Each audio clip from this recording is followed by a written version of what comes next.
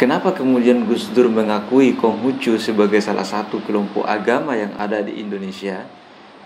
Hal ini terkait dengan adanya simbiosis mutualisme dengan orang Cina pada saat itu, yakni orang Indonesia mengakui Konghucu sebagai salah satu agama di Indonesia yang legal.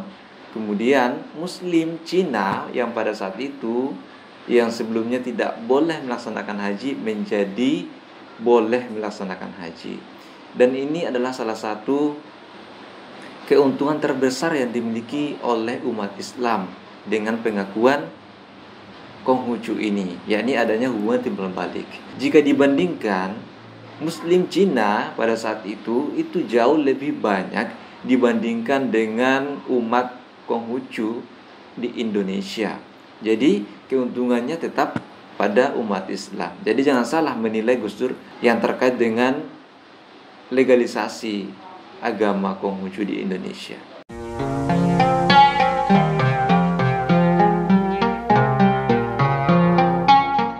Nah, di sini teman-teman, kita akan mengetahui sekilas tentang Gus Dur. Siapakah Gus Dur itu? Gus Dur ini nama lengkapnya adalah Dr. Kiai Haji Abdurrahman Wahid. Beliau adalah anak dari Wahid Hashim, kemudian Hashim Asy'ari kakeknya. Nah, lahir dengan nama Abdurrahman Ad-Dakhil pada tanggal 7 September 1940 dan wafat pada tanggal 30 Desember 2009 silam. Gus Dur pernah menjabat sebagai Presiden Indonesia yang keempat dari tahun 1999 hingga 2001. Nah, akan tetapi kepresidenan Abdurrahman Wahid ini harus terhenti dalam sidang istimewa MPR pada tahun 2001 karena suatu hal, ya tepatnya pada tanggal 23 Juli 2001. Nah, Abdurrahman Wahid juga termasuk mantan ketua Tanfiziyah atau Badan Eksekutif Nahdlatul Ulama dan pendiri Partai Kebangkitan Bangsa. Nah, Gus Dur ini merupakan salah seorang tokoh bapak pluralisme Indonesia yang sangat disegani. Bukan hanya orang Islam, akan tetapi non-Islam seperti Kristen, Buddha, Hindu, dan Nasrani, termasuk Konghucu, terutama Konghucu. Salah satu kata-kata yang sangat terkenal dari Gus Dur, yakni kalau kamu bisa melakukan yang baik kepada semua orang, orang tidak tanya agamamu itu apa, ya. Orang tidak tanya itu. Misalnya, ketika seseorang itu membutuhkan pertolongan secara mendesak, tidak mungkin orang yang membutuhkan pertolongan itu harus ditanya dulu agamamu apa. Tidak mungkin. Jadi, ketika kita melakukan suatu kebaikan terhadap orang lain, tolong saja dulu permasalahan soal agamanya, latar belakangnya, itu nanti saja. Yang pastinya kemanusiaan itu harus di atas segala-galanya. Apabila sebuah agama itu bertolak belakang atau kontras terhadap nilai-nilai kemanusiaan, maka agama itu harus ditinggalkan.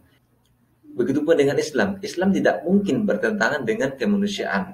Sejatinya Islam itu memanusiakan manusia. Islam itu memanusiakan manusia seperti halnya perempuan. Yang awalnya perempuan itu tidak bernilai di mata umat manusia. Islam datang, maka perempuan itu diangkat derajatnya setara dengan laki-laki.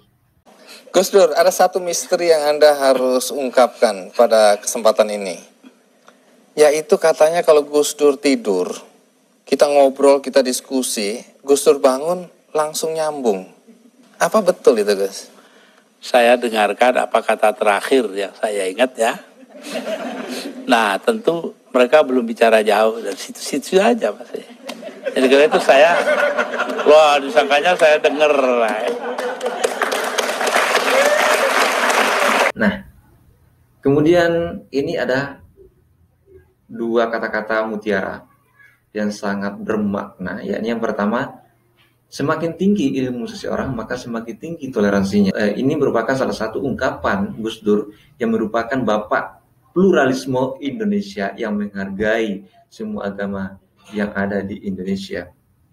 Kemudian kita dituntut untuk selalu menuntut ilmu, sebagaimana dengan ucapan dari Imam Syafi'i, yakni barang siapa yang tidak mampu menahan lelahnya belajar, maka ia harus siap menahan perihnya kebodohan.